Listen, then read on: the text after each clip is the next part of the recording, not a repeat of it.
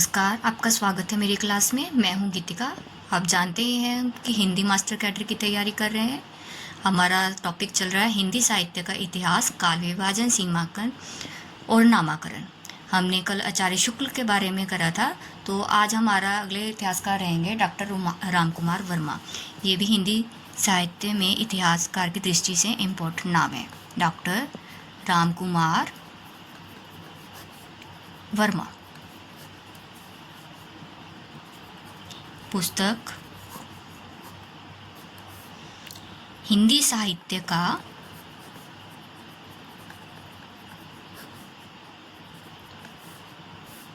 आलोचनात्मक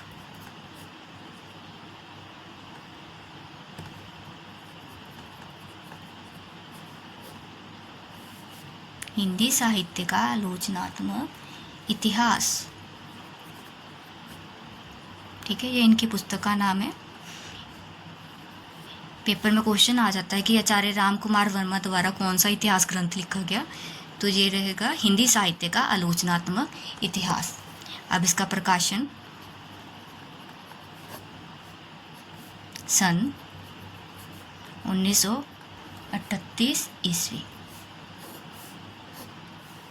ठीक है, अब ये जो ग्रंथ है इनका, ये ग्रंथ पूरा नहीं है, अधूरा ग्रंथ है। अब क्वेश्चन पेपर में कई बार पूछ लेते हैं वो कौन से इतिहासकार है जिन्होंने अधूरा ग्रंथ लिखा था। ठीक है, तो ये भी देखिए इंपॉर्टेंट बात है इनके बारे में। अधूरा ग्रंथ, डॉक्टर राम कुमार वर्मा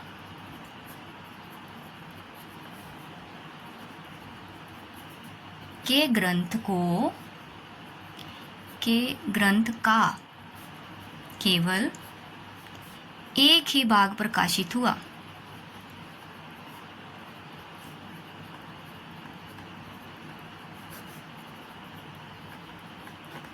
ठीक है, इनके ग्रंथ का केवल एक ही भाग प्रकाशित हुआ और इनके ग्रंथ में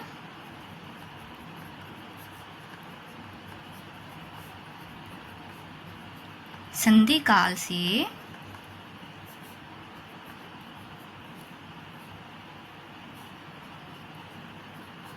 लेकर भक्ति काल तक की अवधि को ही लिया गया है।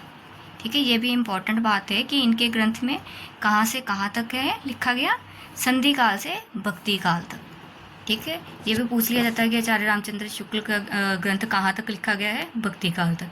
या ये पूछ सकते हैं कि भक्ति काल तक किस ग्रंथ में लिखा गया है, तो हिंदी साहित्य का आलोचनात्मक इतिहास डॉक्टर राम कुमार वर्मा द्वारा लिखा गए ग्रंथ में। घुमाकर क्वेश्चन को किसी भी तरह पूछ सकते हैं, आपको पॉइंट्स पता होने चाहिए, ये मेन बातें हैं। अब लिखिए, इस ग्रंथ का दूसरा भाग अभी तक अप्रकाशित है। ठीक है, एक भाग प्रकाशित हुआ और कहाँ से कहाँ तक था, संधि काल से लेकर भक्ति काल तक, और दूसरा भाग अभी तक अप्रकाशित है। अब लिखिए, इस ग्रंथ में कितने प्रकरण हैं।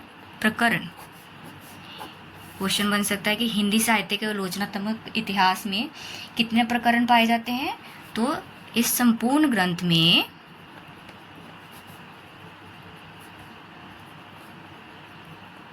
संपूर्ण ग्रंथ 7 प्रकरणों में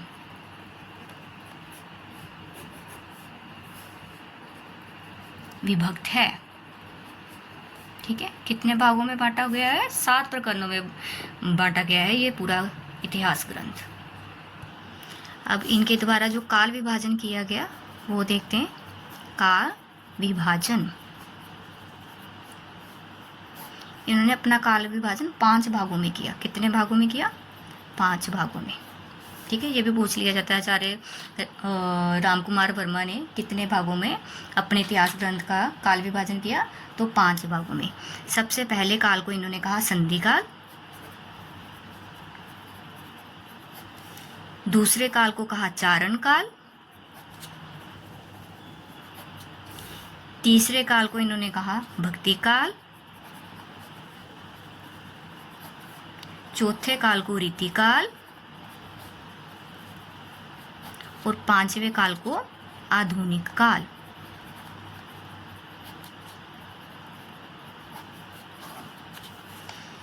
इनकी अवधि देखिए, इन्होंने जो प्रथम काल है संधि काल माना है 750 संवत 750 से 1000 विक्रम तक, ठीक है। फिर अगला जो चारण काल है 1000 संवत 1000 विक्रम से 1375 विक्रम तक।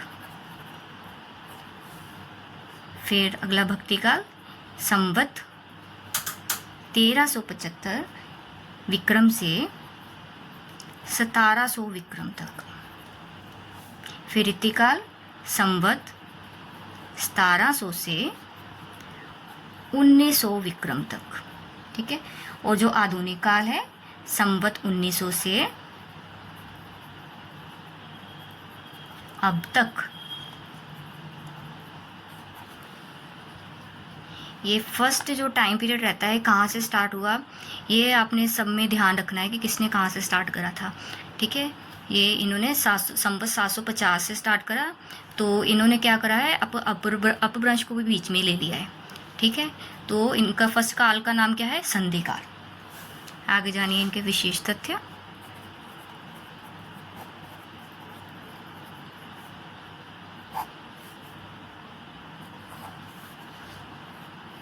अब मैंने जैसा कि आपको बताया कि इन्होंने संधि काल संवत 750 से माना, तो इन्होंने अपभ्रंश की रचनाओं को भी हिंदी की रचनाओं में समेट लिया। अब इन्होंने भी वही भूल करी जो मिश्र बंधुओं ने की थी, इसलिए इनका इतिहास ग्रंथ उतना इम्पोर्टेंट नहीं जितना आचार्य रामचंद्र शुक्ल का माना जाता है।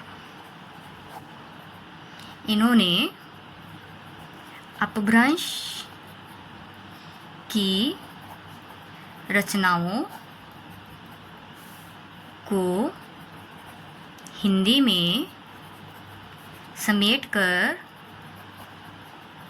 वही भूल की जो मिश्र बंधुओं ने की थी।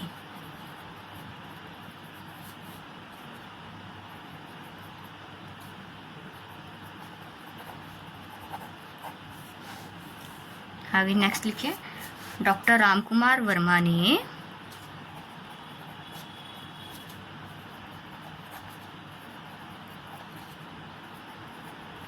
स्वयंभू को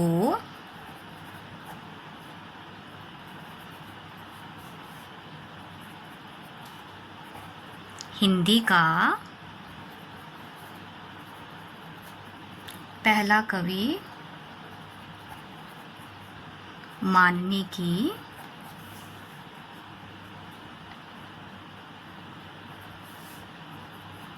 भूल कर दी,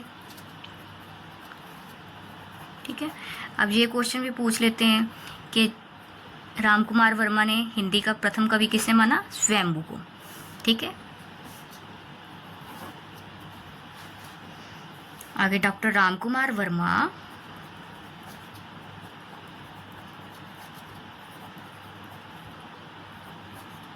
ने इस ग्रंथ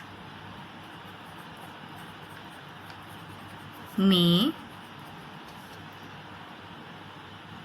693 ईस्वी से 1693 ईस्वी तक की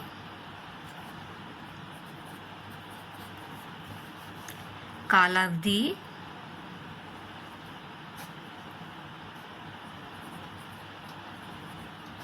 अर्थात संधि काल से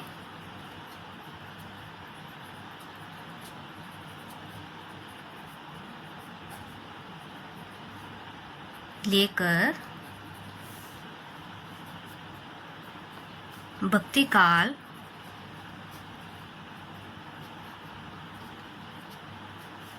की अवधि को ही लिया है। यहाँ 693 ईस्वी लिखा हुआ है, तो जो ऊपर था ये संवत 750 था, ठीक है। जब हम 57 कम कर देंगे तो ये ईस्वी में, संवत ईस्वी में चेंज हो जाता है, ठीक है। तो जो डॉक्टर राम कुमार वर्मा थे, इन्होंने 693 ईस्वी से अपना इतिहास ग्रंथ लिखना स्टार्ट करा और कहाँ तक करा, 1693 ईस्वी तक, ठीक है। भक्ति काल तक ही इन्होंने अपने इतिहास ग्रंथ में लिखा है, इसलिए ये इनका एक अधूरा ग्रंथ है। क्वेश्चन बन जाता है कि अधूरा ग्रंथ किसने लिखा, अधूरा इतिहास किसने लिखा, तो डॉक्टर राम कुमार वर्मा ने। उनके इतिहास ग्रंथ का क्या नाम था, हिंदी साहित्य का आलोचनात्मक इतिहास। तो उम्मीद है आपको आज की क्लास पसंद आई होगी और मेरे चैनल को लाइक और सब्सक्राइब जरूर करते रहें। इसी प्रकार हम अपना सिलेबस आगे बढ़ाते रहें।